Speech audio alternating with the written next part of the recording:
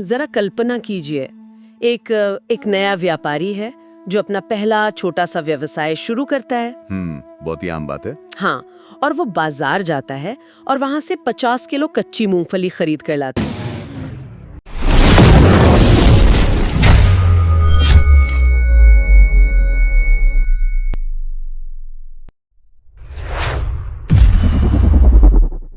MTV gold नामक company की single कढ़ाई रोस्टिंग मशीन का एक YouTube मार्केटिंग स्क्रिप्ट है। अरे वाह, एक मार्केटिंग स्क्रिप्ट। हाँ, अब सुनने वाले सोच सकते हैं कि एक मशीन के साधारण से विज्ञापन पर इतनी लंबी चर्चा क्यों की जा रही है।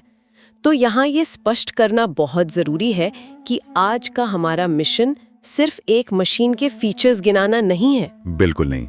कम निवेश वाले व्यवसाय की वास्तविकता, वित्तीय साक्षरता और एक सफल उद्यमी के माइंडसेट की परतों को डिकोड करने वाले हैं। ये सिर्फ एक मशीन बेचने की पिच नहीं है, इसमें एक पूरा बिजनेस मॉडल बहुत ही कम शब्दों में और बेहद पारदर्शी तरीके से समेटा गया है। तो चलिए इस कहानी के सबसे पहले हिस्से से शुरुआत करते हैं, यानी मशीन का हार्डवेयर और छोटे उद्योगों का लोकतंत्रीकरण। बिल्कुल, हार्डवेयर समझना सबसे जरूरी है। स्क्रिप्ट में इस मशीन की भौतिक संरचना के बारे में जो आंकड़े दिए गए हैं ना, वे पूरी तरह से इस बात को बदल देते हैं कि हम फैक्ट्री असल में किसे मानते हैं। कैसे? इसकी ऊंचाई लगभग 5 फुट है और ये जमीन पर केवल 2.5 फुट बाय 2.5 फुट की जगह लेती है, मतलब 2.5 बाय 2.5 फुट। इसे किसी भी छोटी सी दुकान, घर के गराज या किसी बड़े कारखाने के एक बेहद छोटे से कोने में सेट किया जा सकता है। मैं तो ये सोचकर ही हैरान हूँ। ये जो छोटे आकार का रणनीतिक महत्व है ना, व्यापार की दुनिया में बहुत बड़ा है। पारंपरिक रूप से अगर हम देखें तो किसी भी तरह की मैन्युफैक्चरिंग या प्रोसेसिंग यूनिट लगाने का विचार आते ही दिमाग में क्या आता है? यही कि बहुत बड़ी जगह चाहिए, भारी किराया देना होगा। बिल्कुल, बड़ी जगह, भारी किराया और बहुत सारे बुनियादी ढांचे की तस्वीर उभरती है। इसी को अर्थशास्त्र में प्रवेश की बाधाएं यानी बैरियर्स टू एंट्री कहा जाता है, जो अक्सर लोगों को डरा देती हैं। एकदम सही। एक नया उद्यमी अक्सर इन्हीं बाधाओं को देखकर अपना इरादा बदल देता है। लेकिन 2.5 बाय 2.5 फुट की मशीन का मतलब है कि जगह अब कोई बाधा रही ही नहीं। ये एक तरह से विनिर्माण का विकेंद्रीकरण है। ऊर्जा लागत के बारे में क्या बताया गया है? स्रोत के अनुसार इसमें क्रॉम्पटन का 1/2 HP का मोटर लगा है। क्रॉम्पटन का 1/2 HP? हाँ, और जिस पर पूरी 1 साल की वारंटी भी दी गई है। अब ये 1/2 HP मतलब सुनने में एक तकनीकी शब्द लग सकता है, लेकिन इसका सीधा सा अर्थ है कि ये मशीन बहुत ही कम बिजली खींचती है। हाँ, अगर इसे रोजमर्रा की जिंदगी से जोड़कर समझें तो 1/2 HP का मतलब है कि ये मशीन लगभग उतनी ही बिजली लेती है जितनी कि घरों में इस्तेमाल होने वाला पानी का छोटा पंप या फिर 2-3 भारी सीलिंग फैन। बिल्कुल सही। मतलब इसके लिए किसी कारखाने वाले बड़े कमर्शियल पावर ग्रिड या उस 3 फेज कनेक्शन की कोई जरूरत नहीं है ना? एकदम नहीं। और बिजली के अलावा इसकी हीटिंग सिस्टम की बात करें तो ये मशीन LPG गैस पे चलती है। LPG पर? मतलब जो घरों में सिलेंडर इस्तेमाल होता है। हाँ, वही। और स्रोत साफ साफ बताता है कि ये प्रति घंटे मात्र 1.5 किलो गैस की खपत करती है। मतलब भारी कोयले की भट्टियों या अत्यधिक बिजली खर्च करने वाले हीटरों के बजाय सिर्फ 1.5 किलो गैस में 1 घंटे का उत्पादन। अरे वाह! और यहीं पर इसका सबसे चौंकाने वाला आंकड़ा सामने आता है। इतनी कम ऊर्जा और इतनी कम जगह लेने के बावजूद जरा इसकी उत्पादन क्षमता पर नजर डालिए। हाँ, वो तो बहुत ही प्रभावशाली है। ये मशीन 1 घंटे में 45 से 50 किलो तक बादाम यानी मूंगफली, चना, मटर, चिवड़ा जिसे हम पोहा भी कहते हैं, या पॉपकॉर्न भून सकती है।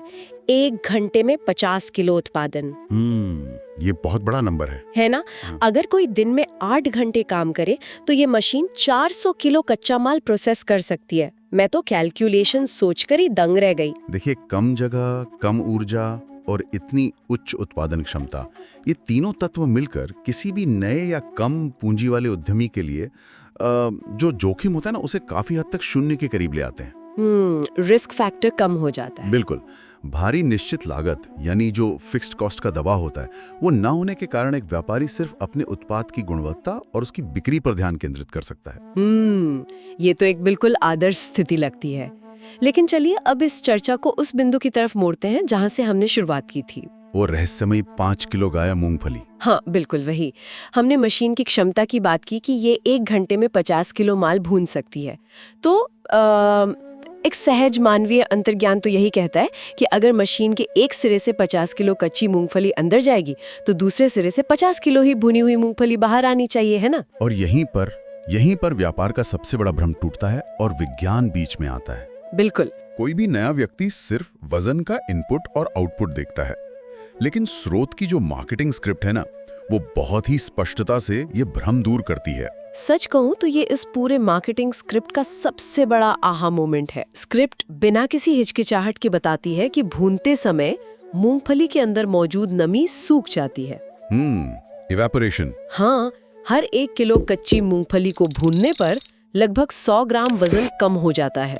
इसका सीधा सा गणित ये है कि 50 किलो कच्ची मूंगफली भूनने पर 50 किलो नहीं बल्कि केवल 45 किलो भुनी हुई मूंगफली ही प्राप्त होगी। पूरे 10% या 5 किलो का नुकसान। देखिए, जिसे हम आम भाषा में नुकसान कह रहे हैं ना, वो असल में नमी का वाष्पीकरण है। साइंस है इसके पीछे। बिल्कुल, यही वो वैज्ञानिक प्रक्रिया है जो उस कच्चे नरम दाने को क्रिस्पी और इतना स्वादिष्ट बनाती है जिसके लिए ग्राहक अपने पैसे चुकाता है। लेकिन अगर आर्थिक दृष्टिकोण से देखा जाए तो ये वजन की एक बहुत बड़ी कमी है। सच में 10% बहुत होता है। हाँ, अगर कोई व्यापारी इस तथ्य को पहले दिन से ना समझे तो उसका पूरा वित्तीय ढांचा चरमरा सकता है। और यहीं पे मुझे एक बहुत ही प्रासंगिक सवाल उठाना है। जी बताइए। आमतौर पे जब कोई कंपनी अपना उत्पाद बेचना चाहती है तो वो अपने विज्ञापनों में सिर्फ सुनहरे सपने दिखाती है ना? उत्पादन और मुनाफे को बहुत बढ़ा चढ़ाकर पेश किया जाता है। हाँ, मार्केटिंग का तो यही उसूल माना जाता है। तो वही कोई भी मार्केटिंग टीम अपने ही विज्ञापन में वजन कम होने या नुकसान की बात भला क्यों करना चाहेगी? फिर MTP गोल्ड ने अपनी इस स्क्रिप्ट में इस 5 किलो के नुकसान वाली बात को इतनी प्रमुखता से क्यों बताया है? क्या ये जानकारी देकर वे खुद अपनी ही मशीन की बिक्री को खतरे में नहीं डाल रहे हैं? ये सवाल बहुत ही महत्वपूर्ण है और इसका जवाब हमें ब्रांड बिल्डिंग के बारे में एक बहुत बड़ा सबक देता है। मार्केटिंग की दुनिया में इसे यथार्थवादी उम्मीदें या रियलिस्टिक एक्सपेक्टेशंस तय करना कहा जाता है। अच्छा। जरा कल्पना कीजिए कि कंपनी ये बात छिपा लेती है। एक व्यक्ति बहुत उत्साहित होकर मशीन खरीदता है, वो पहला 50 किलो का बैच मशीन में डालता है और उसे 45 किलो माल मिलता है। तो उसे तो झटका लगेगा। बिल्कुल, उसे तुरंत लगेगा या तो मशीन खराब है या कंपनी ने उसे धोखा दिया है। उसका भरोसा उसी दिन उसी पल टूट जाएगा। अब मैं समझ रही हूँ।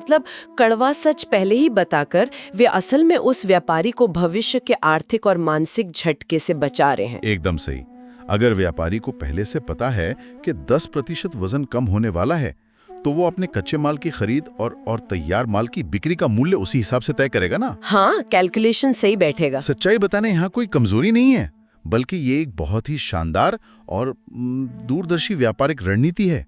ये पारदर्शिता उस ब्रांड को विश्वसनीय बनाती है। ये साबित करती है कि कंपनी सिर्फ एक बार मशीन बेचकर गायब नहीं होना चाहती। बिल्कुल, वो एक लंबा रिश्ता बनाना चाहते हैं। हाँ, वो वास्तव में चाहती है कि उसका ग्राहक एक सफल व्यवसायी बने। ये तो सच में वित्तीय साक्षरता का एक सीधा साधा लेकिन बहुत ही गहरा उदाहरण है। हाँ। और इसी से हम इस स्रोत के अगले और बहुत ही अहम पड़ाव की ओर बढ़